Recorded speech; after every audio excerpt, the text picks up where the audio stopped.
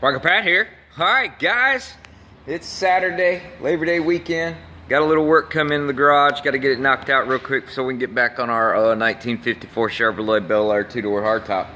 Let's see what we got going on in this, I don't know what year this is. I think it's 99, 2000, 2005 or something. I don't know. Who knows? Anyway, came in on the hook last night. They broke down. They couldn't get it started over at the schoolhouse. Teacher girl couldn't get her started or anything. Father called me up, said it was broke down, thought they had an electrical problem. Yeah, they did. Let me show you what's going on over here. What we had was, this is the positive cable clamp thing, whatever. And I guess it works on this little cam lock and you tighten that screw up. What the problem was is that there was so much resistance. Actually, this really wasn't the problem, although it's not tight. Okay, the problem was right here with these crappy clamp deals, and a previous repair from where the this was the original clamp that went on the positive, and probably made kind of like that and broke off, and all they did was clamp it right here.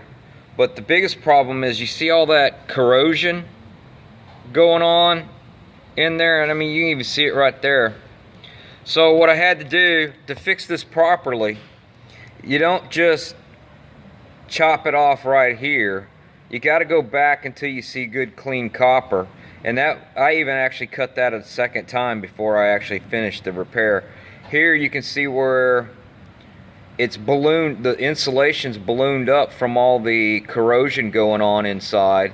It's swelling it all up, and when I tried to make my first cut, you can see right there that it still had it in there, but when I made my second cut, I was clean.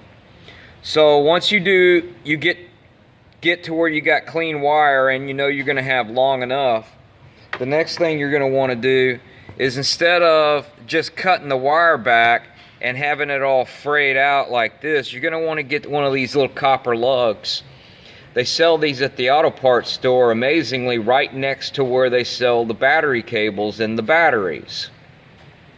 So you get the little copper lug and you strip off the wire, and you get it where you got clean copper. If you got to, get some battery cable cleaner and clean the end of that wire. Put it in there. I don't solder these. All I'd use is a crimp, and the only crimp that I use is my standard, well, nope, not that pair, sorry, is my standard crimper. Hit the big one, get it in there and squeeze her down.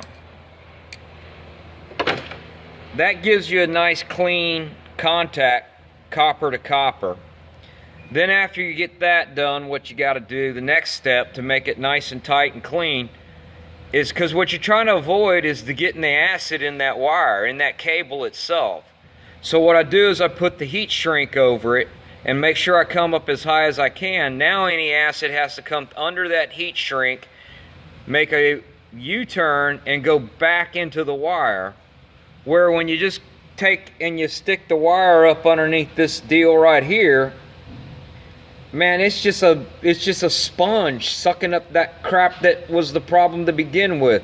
So also, speaking of sponge, these things right here, let's think about what this is doing to your system here. This is a piece of felt.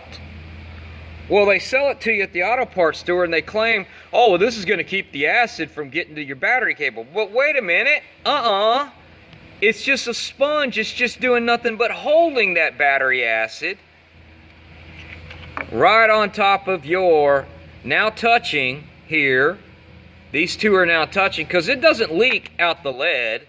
It leaks out this seam right here. So why would you put the sponge right here to just suck it up? I'll be taking those off. I don't really care for those. I think that's a bad deal right there. I just don't think that's worth a shit. That's just me. Maybe you like it. Yeah, it's gone. So I'll clean all this up. I'm going to heat shrink this other one. When I put the new clamp on, these will be bolted to here and here. Never go up underneath. Go to the bolt itself. Once you bolt this to each side, you'll never ever have another problem out of that battery cable. I assure you, if you repair your battery cables like this, you will not have another problem. Don't use that, put the wire up under here.